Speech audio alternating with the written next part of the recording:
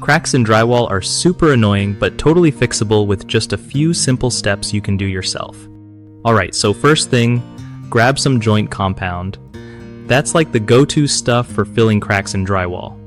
You want to spread a thin layer right into the crack, smoothing it out so it's not lumpy or uneven. Then, slap on some drywall tape over the filled crack.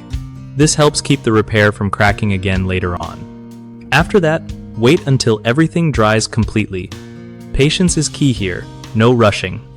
Once dry, sand the area gently with fine grit sandpaper until it's nice and smooth, blending it with the rest of your wall. Finally, repaint over the spot with matching paint, and boom, no one will even notice the crack was there. Doing this right means your walls look fresh without needing a full remodel. Keep your tools handy and take your time. It's easier than it sounds.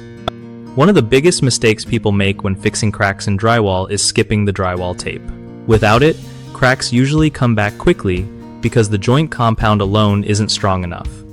Another common problem is not waiting long enough for the compound to dry before sanding or painting, which leads to a messy finish and peeling paint.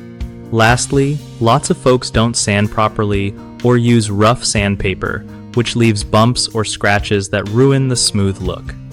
Using fine grit sandpaper and gentle strokes is way better for a pro-like finish.